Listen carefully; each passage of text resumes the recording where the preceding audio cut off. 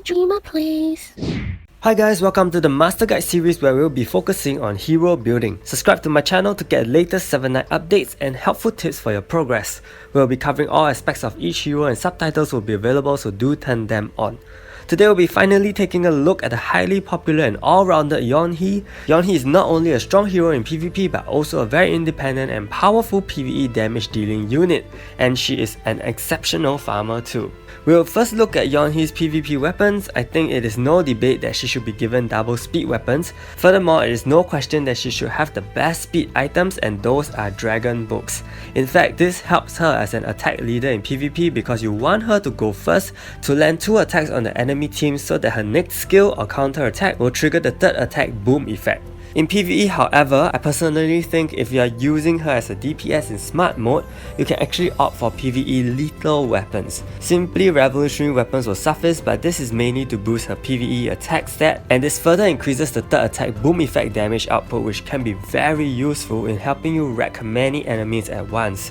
If you find having 2 lethal revolutionary bows are an issue, then check the video I've linked above for a simple tip to get plus 10 PvE items very easily. For Yeonhee's armor, there are several combinations but mainly revolve around counter and HP substats. Counter is used to really push Yeonhee's counter rate to a very high level to guarantee her counter attacks.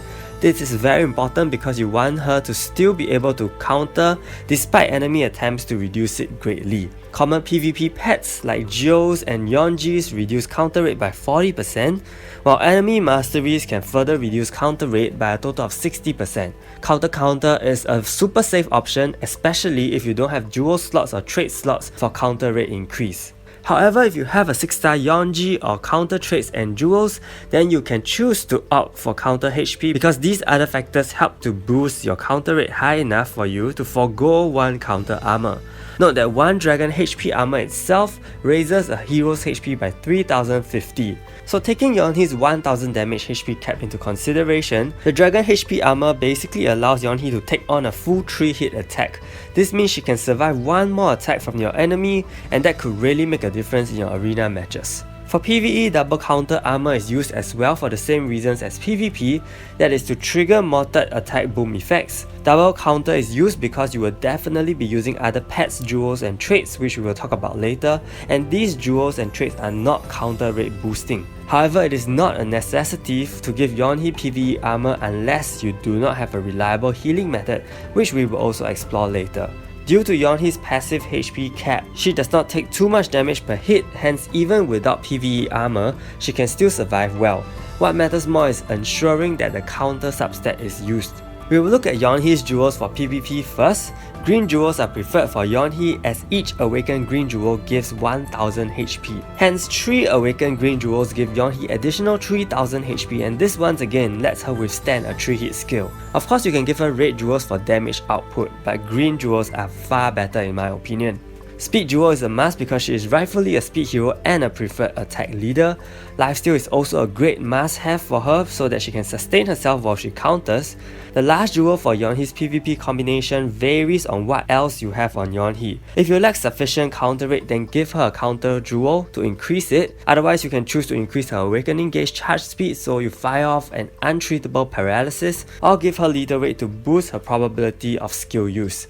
You can also give her a chance to attack twice on basic attack to do more damage and remove more shields, and also have more chance to actually trigger all extra basic attack effects such as the Gelidus Grudge or even just basic CCs such as Death. Note that even if Yeonhee attacks twice on basic attack, it will not add on to a 3rd attack boom effect count because it is not an actual additional attack but only an additional hit. For PvE, if Yeonhee is used as a DPS, note that red jewels are preferred instead. Why so? Because in PvE you want to deal as much damage as you can to kill off the enemies ASAP. So you definitely want to give her the PvE revolutionary crit damage and lethal damage increased jewel, lifesteal, and the last jewel depends on the enemies you face. You may give her a reflect immunity jewel, or otherwise just a PvE magic attack increased jewel will be beneficial too.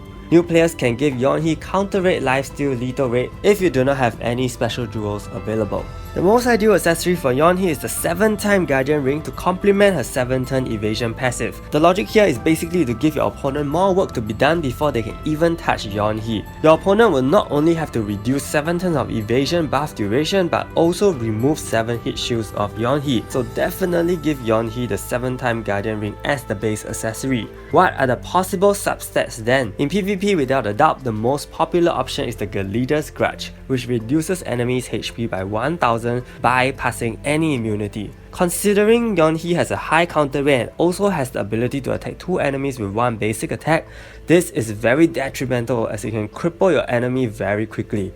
In fact, Yeonhee with the Isabella's Vigor is also a very possible option, but only if heroes who decrease recovery rate such as Cult are not in the meta.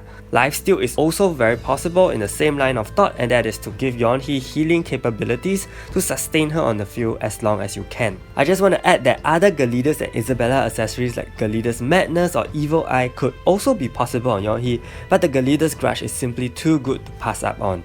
CC accessories are also viable since Yeonhee is able to hit 2 targets, which means she can cripple a team very easily if the enemies have no debuff immunities or specific resistances.